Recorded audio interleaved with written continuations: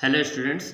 आज हम आपके लिए the a girl with a basket का सेकंड पार्ट लेकर आए हैं, जिसमें हम आपको पहले बता चुके हैं कि कैसे राइटर जो है वो बरेली ट्रेन से आता है।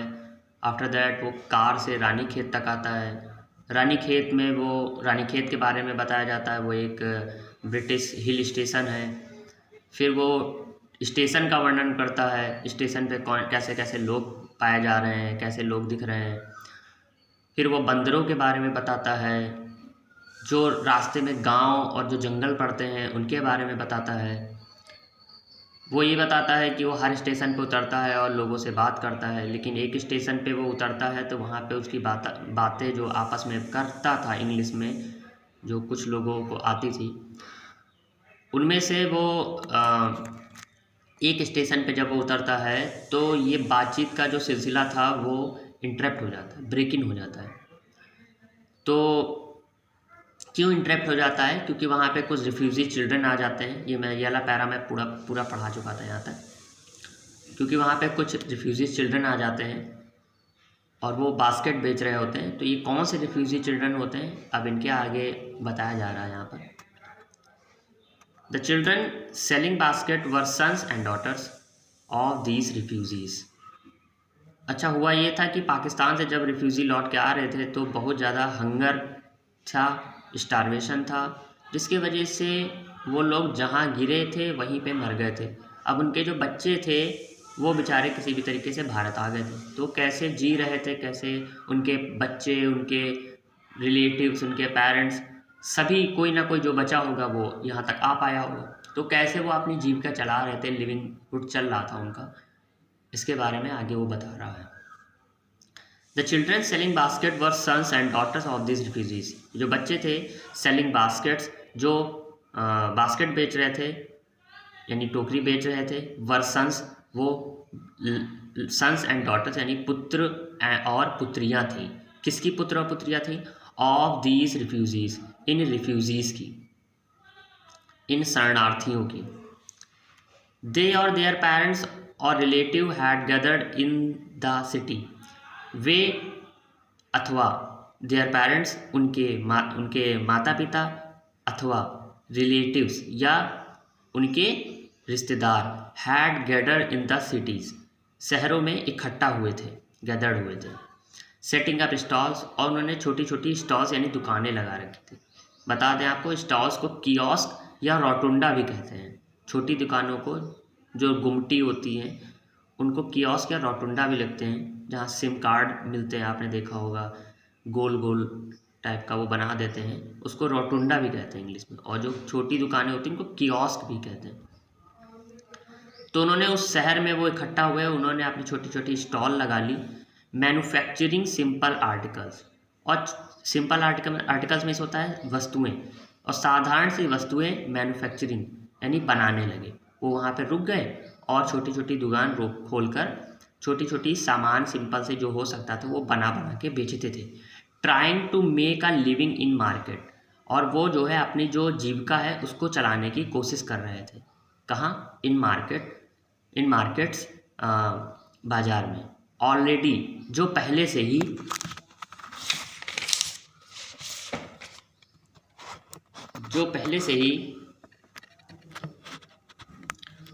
ओवर क्राउडेड यानी भीड़, क्राउड मिस होता है भीड़, ओवर क्राउडेड मिस होता है अत्यधिक भीड़, जो अत्यधिक भीड़ से भरी हुई थी, ऐसी मार्केट में वो जीविका चला रहे थे, क्योंकि वहाँ और भी बहुत सारे शरणार्थी थे। They lived in cloths and grass sheds, they lined the street. वे रहते थे, कहाँ रहते थे? In cloth and grass sheds, कपड़े और घास से बनी हुई जो शेड्स यानी जो झोपड़ियाँ थी उसमें रहते थे। दैट लाइंड द स्ट्रीट, जो गलियों के किनारे किनारे लगी हुई थी, जो गली के किनारे ये घास और उससे बनी हुई जो झोपड़ियाँ थी उसी में रहते थे। The peasant among these refugees, और जो पीजेंट थे यानी जो किसान थे, पीजेंट मीन्स होता है किसान, फार्मर मीन्स किसान, पीजेंट मीन्स किसान। तो पीजेंट जो किसान थे, एमंग दीज रिफ्यूजीज, इन्हीं रिफ्यूजीज के बीच में, had been accustomed to little all their lives. accustomed means होता है आदत पड़ जाना, उन्हें आदत पड़ गई थी to little all their lives, अपने जीविका, छोटे छोटी जीविका चलाने के लिए for the annual income of an agriculture family does not exceed on an average $100 a year. आपको हम बता दें इसमें कि एक साल में जो $100 वो कमाते थे, उसका वो एवरेज, उसका जो आधा होता था, उतना भी वो एक्सीड नहीं कर पा रहे थे, उनकी एग्रीकल्चर फैमिली नहीं कर पा रही थी। किसकी?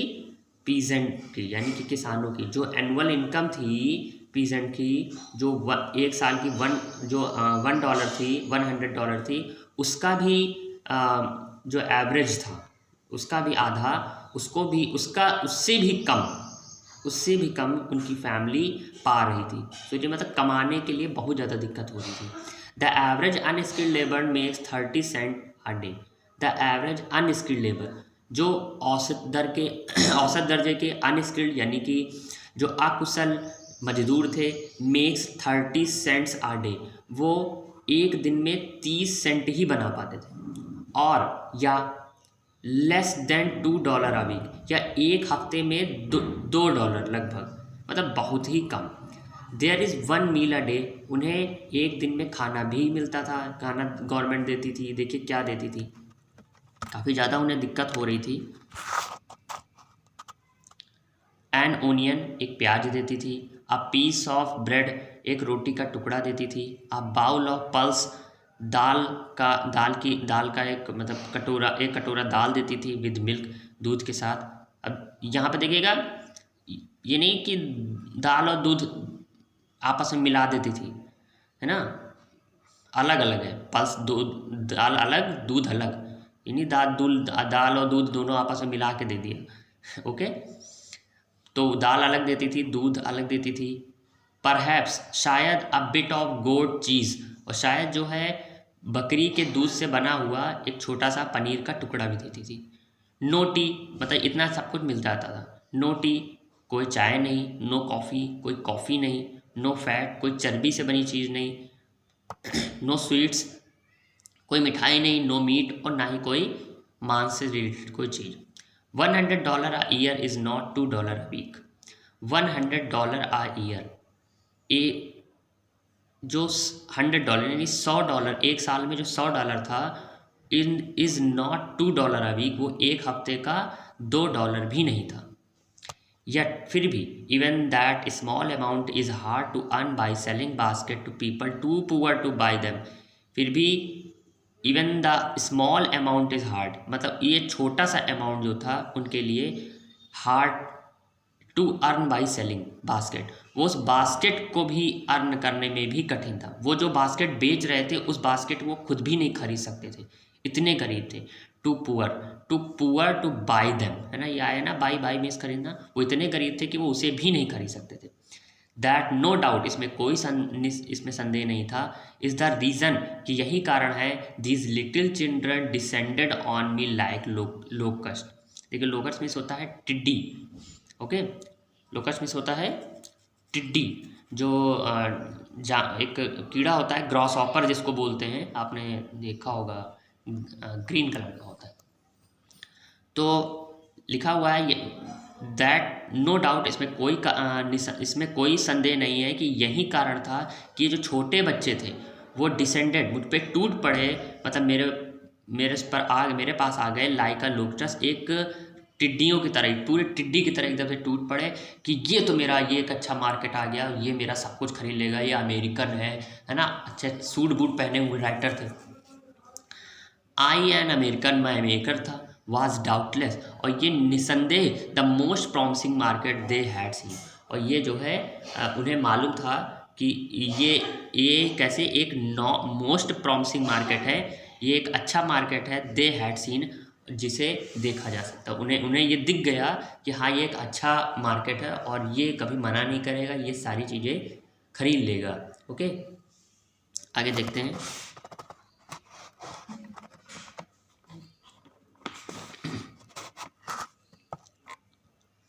आई bought one tiny basket for a few annas, मैंने खरीदा एक छोटी टोकरी खरीद ली, फॉर अ फ्यू आनास, कुछ आनों में, कुछ आना मतलब उस समय चलता था, करेंसी होती थी।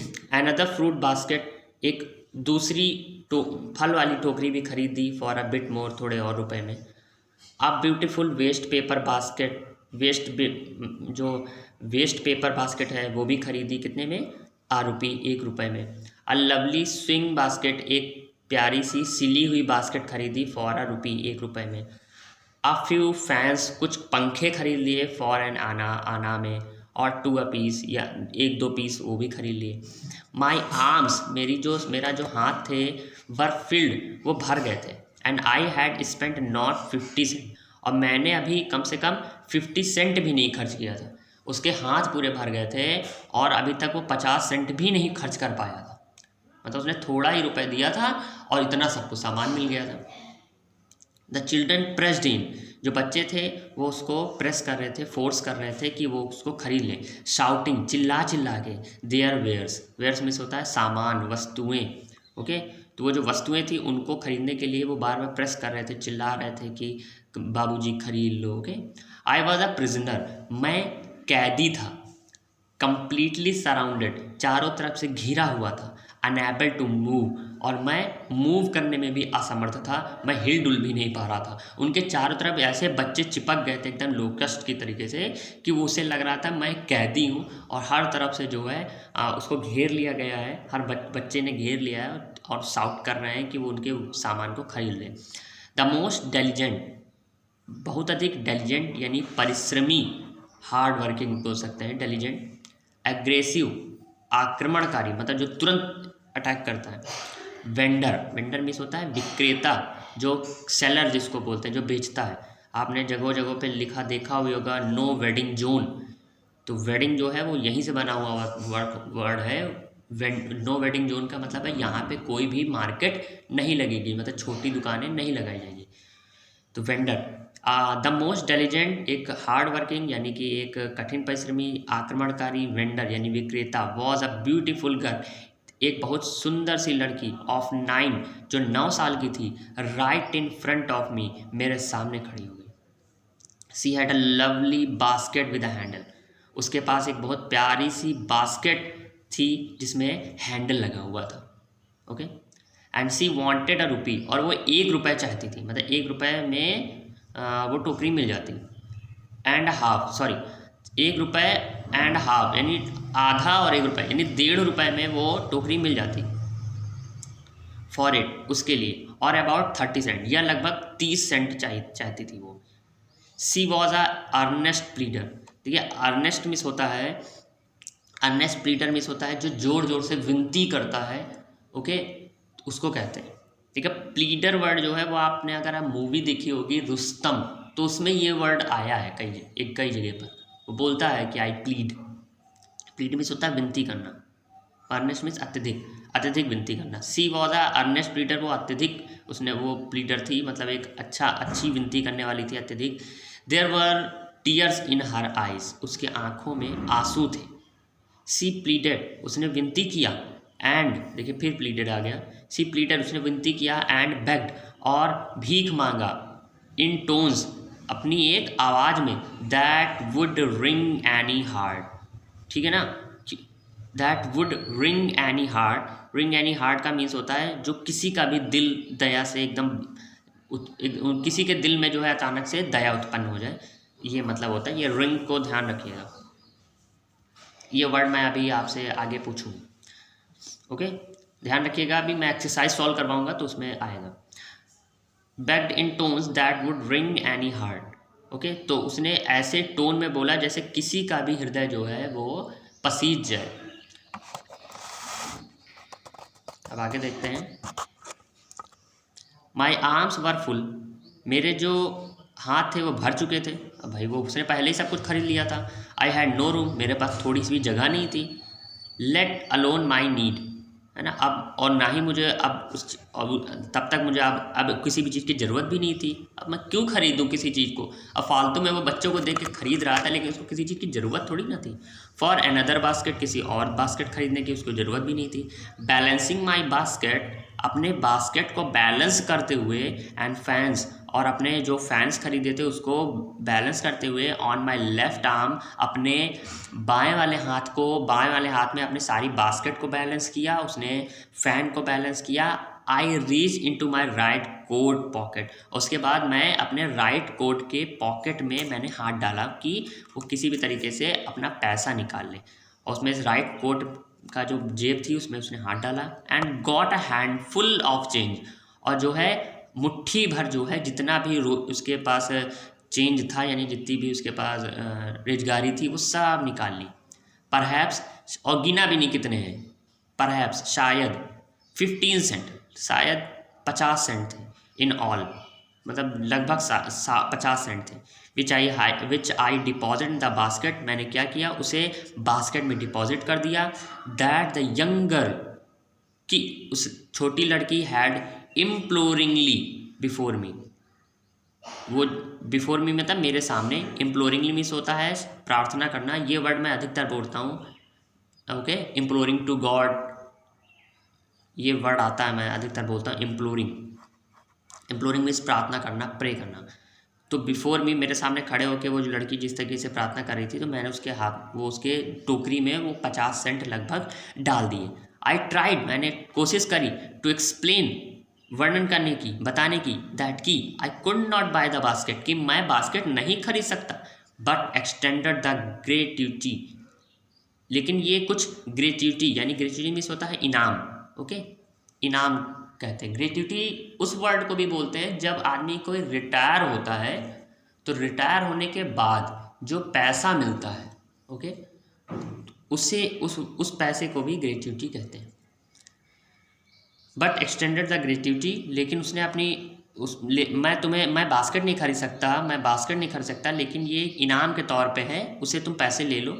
एज अ सब्स्टिट्यूट, एक सब्स्टिट्यूट मीन्स होता है किसी चीज़ के बदले, मतलब विकल्प, इस चीज़ के विकल्प के बदले तुम ये पैसे ले लो, मैं बास्केट तो नहीं खरीद पाऊंगा क्योंकि मेरे पास जगह नहीं है। आई रियलाइज, मैंने तुरंत रियलाइज़ किया, तुरंत मैं समझ गया, एट वंस, तुरंत, वॉट ऑफेंस, कि कितना बड़ा अपराध कर दिया मैंने, आई हैड गिवन, ये देकर, क्योंकि वो बच्ची बहुत ज़्यादा प्राइड रखती थी अपने चीज़ों के प्रति। अब आगे देखते हैं।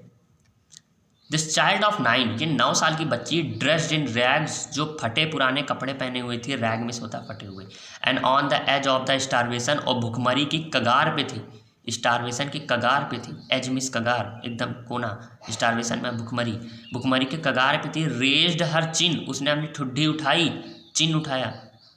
रीच इनटू द बास्केट में पहुंची, मतलब उसने अपने बास्केट में हाथ डाला, and with all the pride, और पूरे गर्व, पूरे अभिमान के साथ, एंड ग्रेसियसनेस मीन्स होता है शालीनता, और पूरी शालीनता के साथ, of a lady handed the money back to me, और उसने मुझे जो भी पैसे थे वो सब वापस कर दिए। मतलब उसे इनाम नहीं पसंद आया, वो ये चाहती थी कि उसकी कोई बास्केट खरीदे, वो ये नहीं चाहती थी कोई फ्री में हमें पैसे दे दे। तो उसने पूरे प्राइड और ग्रेसियसनेस के साथ उसने बास्केट में हाथ डाला, और जो भी पैसे राइटर ने फ्री में दिए थे वो सब वापस कर दिए, बैक कर दिए। There was only one thing, यही केवल एक कारण था, आई कुड डू, कि मैं कर सकता था।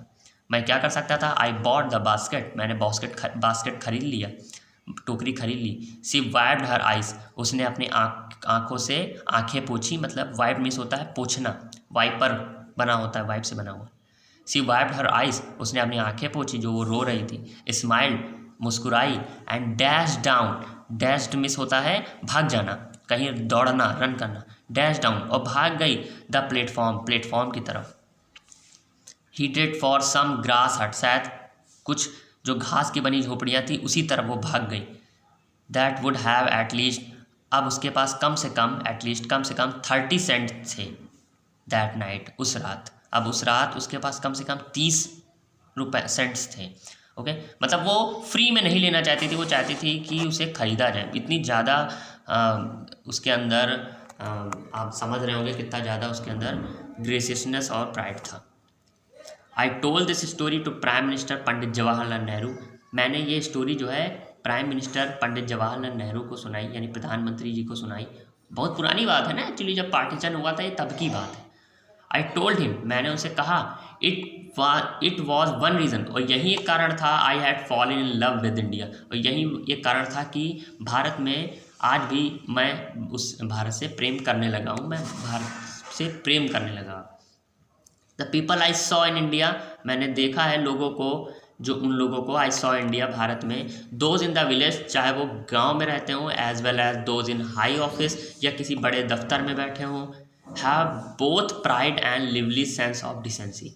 उनमें दोनों है, प्राइड मतलब कि गर्व भी है and lovely sense of decency and citizenship. देखिए डिसेंसी मीन्स होता है सामाजिकता, ओके, नैतिकता, नैतिकता का सेंस है एंड सिटीजनशिप और नागरिकता का भी सेंस है, उनके अंदर भावनाएं हैं। They also have a passion for independence, और उनमें जो है उनमें जो है वो इंडिपेंडेंस यानी इंडिपेंडेंस मीन्स आज़ादी, आज़ादी के लिए पैशन यानी जोश भी है। द ब्यूटीफुल चाइल्ड, ये जो सुंदर सी बच्ची थी, born in squalor and poverty, squalor means होता है गरीब, बहुत ज़्यादा मतलब जहाँ पर ये समझ लीजिए एकदम गंदी बस्ती, ओके, जहाँ पे गंदी बहुत ज़्यादा बदबू और गंदी जगह होती है उसको कहते हैं।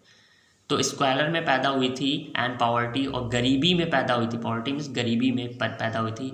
Uneducated in both grammar and manner, grammar और मैनर में यानी कि जो व्याकरण और जो संस्कार होते हैं जो लोगों के अंदर, उन सभी चीज़ों से वो अनएजुकेटेड थी, वो उससे नहीं मालूम था क्योंकि वो इतने पढ़ाई नहीं करी थी, वो तो बेचारे आए हुए थे वहाँ से। हैड गिवन मी ग्लिम्स, और उसने मुझे एक ग्लिम्स यानी झलक दिखा दी, ग्लिम्स में झलक दिखा दी of the warm soul of India, Bharat की उस शालीन भरी एक आत्मा की उसने उस छोटी सी 9 साल की बच्ची ने राइटर को झलक दिखा दी कि भारत कैसा देश है, यहाँ के लोग कैसे हैं। ओके, तो आई होप आपको ये चैप्टर समझ में आया होगा। अब चलते हैं कुछ एक्सरसाइज है ये सॉल्व करते हैं, देखते हैं आपने कितने मन से इस बुक को पढ़ा है, इस चैप्टर को पढ़ा है। तो सबसे पहले ये चैप्टर आ रहा है यहाँ पर, ये क्वेश्चन है, ये आता है इंटरमीडिएट में, कम से कम पाँच तो आते ही हैं। तो यहाँ पे लिखा है सी प्लीडेड, जरूरी नहीं है यहीं आए, ऐसा बना के कुछ भी आ सकता है। ये वही बच्चे कर पाते हैं जो चैप्टर को बहुत ध्यान से पढ़ते हैं, क्योंकि उसके कुछ सेलेक्टेड वर्ड हैं, केवल वही लिखे जाने हैं और इसके अलावा कुछ नहीं। देखिए ये देखिए क्या आया होगा, she pleaded and begged in tone that would dash any heart, उसने प्रार्थना करी और भीख मांगी ऐसी टोन में कि वो किसी भी हृदय को पिघला दे। ओके, तो देखिए डिस्टर्ब वर्ड आया, पेंट आया, मूव आया या रिंग आया। मैं आपको समय दे रहा हूँ, क्या आया इनमें से? हाँ सही है आपका, रिंग आया। ओके, रिंग पे मैंने अभी आप लाइन भी किया था कि मैंने बोला भी था रिंग को ध्यान में रखिएगा, रिंग एनी हार्ट मतलब किसी भी हृदय को पिघला दे। नेक्स्ट देखते हैं, सून जल्दी ही देवर आउट डैश फूड, खाने से वे सभी क्या हो गए, जब वो लोग यहाँ आए थे तो खाने से उनका खाना धीरे धीरे ख़त्म हो गया। तो आउट विद या आउट ऑफ, यल ऑफ या आउट ऑफ, डबल ऑफ या आउट बाई। देखिए आउट बाई, आउट विद, ये तो कभी आपने सुना भी नहीं होगा, इन्हीं दोनों में से है।